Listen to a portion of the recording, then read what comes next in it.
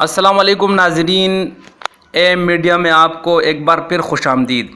حالیہ دنوں میں تبلیغی جماعت کے خلاف اٹھنے والے اس پروپیگنڈے کی حقیقت کیا ہے اور اس کے پیچھے کون ہے، آج کی ویڈیو میں ہم ان حقائق سے پردہ اٹھانے جا رہے ہیں، مگر گزارش ہے ویڈیو آخر تک دیکھیں اور ہمارا چینل ایم میڈیا سبسکرائب کریں۔ ناظرین، تبلیغی جماعت کو وجود میں صدی بیتنے کو ہے۔ یہ جماعت روز اول سے ہی تحمل، برداشت، رواداری کا درس دیتی آئی ہے۔ جماعت کے بانی مولانا الیاس مرحوم دارالعلوم دیوبند کے فاضل اور صوفی منش انسان تھے۔ ساری زندگی انہوں نے لوگوں کو اللہ اور اس کے رسول صلی اللہ علیہ وسلم کی تعلیمات کی دعوت دی۔ پھر ان کے بعد ان کی اولاد نے اس جماعت کو تشدد اور سازشوں سے بچائے رکھا۔ پاکستان میں جماعت کے امیر بھائی عبدالوہاب صاحب مرحوم ہوتے تھے۔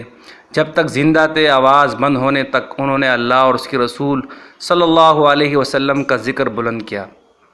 اس جماعت کو انہوں نے اپنی دور رس بصیرت کے ذریعے بڑی بڑی سازشوں کا شکار ہونے سے بچایا۔ ان کے بعد بھی الحمدللہ جماعت اسی نہج پر پیار محبت کا درس دیتی ہے اور اسی شانتی کے ساتھ دعوت کا فریضہ سر انجام دے رہی ہے۔ کرونا وائرس پاکستان میں جس دھوم دھماکے سے آیا، سب جانتے ہیں کہاں سے آیا اور کن کی اجازت سے پاکستان منتقل کیا گیا، مگر 3-4 دنوں سے انڈین میڈیا کی گھٹیا رپورٹنگ کی وجہ سے پاکستانی میڈیا نے بھی کرونا کے پھیلاؤ کا سبب تبلیغی جماعت کو بتانا شروع کیا، جبکہ خود وزیر اعظم عمران خان کا بیان آن دا ریکارڈ موجود ہے کہ پاکستان میں 70% کرونا کے کیسز ایران سے آئے ہیں۔ تفتان بارڈر کسی اور نے نہیں، خود وزیر اعظم عمران خان کے مشیر زلفی بخاری نے کھلوایا۔ زلفی بخاری نے اپنے طاقت کا استعمال کر کے یہ کام کروایا، گو کہ اسلام آباد ہائی کورٹ نے ان کے خلاف دائر درخواست مسترد کر دی۔ زلفی بخاری برطانوی شہری ہے اور 2-3 سالوں سے عمران خان کی ذات سے متعلق ہر چھوٹے بڑے واقعے میں ان کا نام ضرور سامنے آتا ہے۔ حکومت چاہے تو تفتان بارڈر سے زائرین کو لانے اور پاکستان میں کرونا وائرس پھیلانے کے معاملے پر زلفی بخاری کو نردوش قرار دے، تاہم تبلیغی جماعت کی طرف ایک سوچے سمجھے منصوبے کے تحت توپوں کا رخ کر دینا حکمران جماعت کی اخلاقی دیوالیہ پن کو ظاہر کرتا ہے۔ ناظرین، تبلیغی جماعت کے خلاف انڈین میڈیا سے زور پکڑنے والا یہ پروپیگنڈا بے بنیاد نہیں، یہ ایک بہت بڑی سازش کا حصہ ہے۔ بر صغیر کے تقسیم ہوتے ہی انڈیا میں ایک نیا منظرنامہ وجود میں آیا۔ یہ منظرنامہ خالص اور کٹر ہندو کے ذہنوں میں تھا، مگر وقت گزرنے کے ساتھ ساتھ پھر اسے سرکاری سرپرستی سے حاصل ہوئی اور اب آئے روز انڈیا میں آپ مسلمانوں کے جلتے اموال اور املاک دیکھ چکے ہیں۔ انتہائی افسوس کے ساتھ انڈیا کی اس تصویر میں مسلمانوں کا نام و نشان تک نہیں۔ ناظرین، حالیہ فسادات جو دلی کے علاقے اشوک نگر کی ایک مسجد میں توڑ پھوڑ سے شروع ہوئی تھی، وہ انڈیا میں تشکیل پانے والے اس نئے منظرنامے کی طرف بڑھنے کی ایک کوشش تھی۔ یہ نہ پہلی کوشش تھی اور نہ ہی آخری، بلکہ آزادی ہند اور پاکستان بننے کے بعد سے ایسی کوششیں مسلسل ہو رہی ہیں۔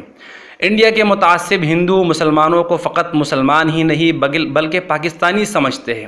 انتخابات سے پہلے بی جے پی کے ہی ایک رکن کپل مشرا نے ٹویٹ کیا کہ 8 فروری کو پاکستان اور انڈیا کا میچ ہوگا اور ہم پاکستان کا حشر نشر کریں گے۔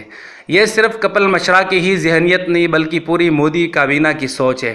چاہے وہاں کے بسنے والے مسلمان 1000 بار پاکستان سے لا تعلقی کا اعلان کریں، پاکستان کو گالیاں دے، کچھ بھی کرے، تاہم وہاں کے مسلمانوں کی شناخت ابھی بھی ایک سوالیہ نشان ہے۔ انڈیا میں بسنے والے کروڑوں مسلمان ابھی بھی ہندوؤں کے رحم و کرم پر ہیں، ان کے اموال، ان کے املاک محفوظ نہیں۔ ہندو جب چاہتے ہیں فسادات برپا کر دیتے ہیں۔ جب حکومت خود فسادیوں کی نہ صرف پشپناہی کرے بلکہ انہیں مضبوط کرے، انہیں اسلحہ دے، تو مسلمان کیا کر سکیں گے؟